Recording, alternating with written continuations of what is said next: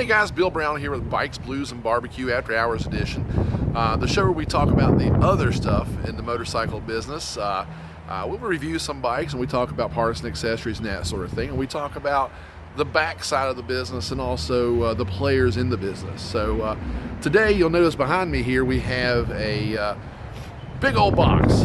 Inside that box is a 2016 Triumph Tiger XCA in matte green. We special ordered it for a customer who wanted the green specifically. We had a white one on the floor. He said, I want the green, and that's what we do here at Select Cycle. We make things happen. So definitely got that machine in for him.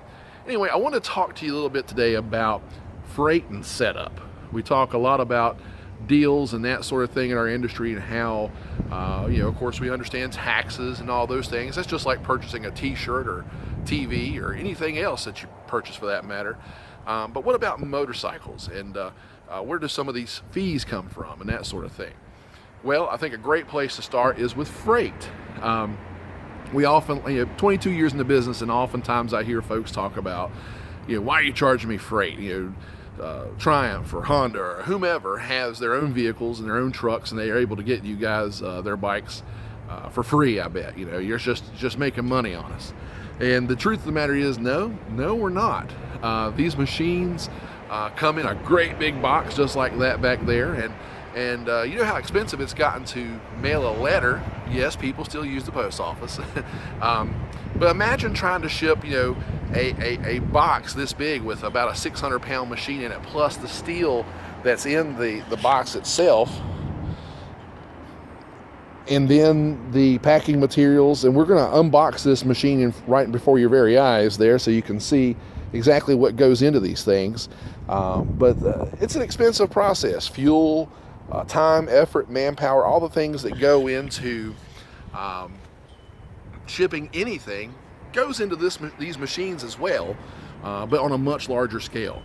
So Triumph, make no mistake about it, all the manufacturers for that matter, charge the dealers to do business with us. So there is some expense to getting that product here. So check out what it takes to unbox one of these machines. Okay, I'll join you back here in just a moment. So you can see here that this particular vehicle, the Tiger, comes all wrapped in plastic. So it's pretty labor intensive to get this amount of steel and things out from around this bike and get it off of its base. But this gives you a great idea of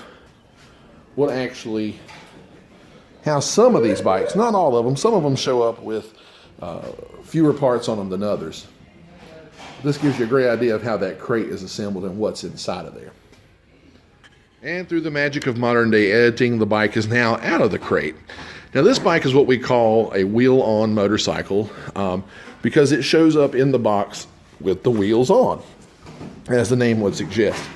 A good number of the motorcycles from all different manufacturers show up with one wheel or no wheels on the motorcycle. This particular one shows up with the handlebars rolled down, the levers all blocked off, and several other little odds and ends like that take just a couple minutes here and there to set up, but still a couple minutes times 5 or 6 equals minutes and hours of assembly time and prep time. He'll have to put the windshield on, and then they have to actually hook the bike up to the Triumph software to make sure that it has the latest edition of the ECM update. They do torque spec checks on everything.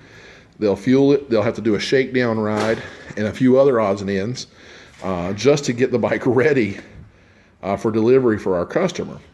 And then another part of the setup is definitely what we call PDI, or pre-delivery inspection, which is a two-step process, one that involves the mechanics here at the shop, and the other that involves the customer doing a walk around and an educational bit on the machine. So stay tuned and we'll talk a little bit more about setup momentarily. Just a brief note here too, here's some more of the accessories, not really accessories, but the standard goodies that go on the motorcycle that did not come in the crate. Mirrors, windshield, hand guards on this particular bike. That corrosive white and black box there that says warning corrosion, that's actually the juice that goes in the battery, the electrophil. And people don't realize, the batteries do not show up in these machines charged and ready to go. That involves filling the battery and putting the battery on charge. So just a lot of things that go into the setup of these machines. And you see Jesse there getting started. Seats that got to come off. There's a lot of takedown to put back together on these machines. It's pretty interesting. So you see with freight and setup, there are a lot of things to take into account. Some of the bikes come in with wheels, some of the bikes come in without wheels, some of the bikes have different levels of assembly required. So the freight part is pretty self-explanatory. You got a great big box, you got a very heavy object with lots of steel, cardboard, and packing materials, lots of man hours and effort used to just move the bike from point A to point B. And then the setup portion of it is a multi-step process, ranging from putting the machine together to educating the customer on what they're going to need to ride the bike safely and to get everything they expect out of that motorcycle. So on some we make a little money, on some we lose a little money. In the end, it all kind of comes out in the wash. That's kind of the deal with freight and setup that I wanted to really get out there and explain to a lot of folks in the buying community. We're not trying to make a bunch of money and just raise prices, although there are admittedly some dealers out there that kind of give us all a bad name who do jack that stuff up. Our philosophy here at Select Cycle is to definitely cover ourselves and make sure that it's an affordable product for you, the consumer, to take home with you. So we, like I said, we win some, we lose some, but we don't mess around and hike those prices way up. It costs a lot of money to get vehicles from point A to point B, and it costs a lot of money to put a trained professional in our service department onto that vehicle to make sure that every little detail is as great and perfect and clean and properly adjusted as we can possibly provide to our customers. So that's a little bit about freight and setup. I hope you found this to be educational. I hope you enjoy our Bikes, Blues, and Barbecue program, the After Hours edition. Make sure to like us and subscribe down below, and keep checking us out here at Bikes, Blues, and Barbecue. Thanks so much, guys.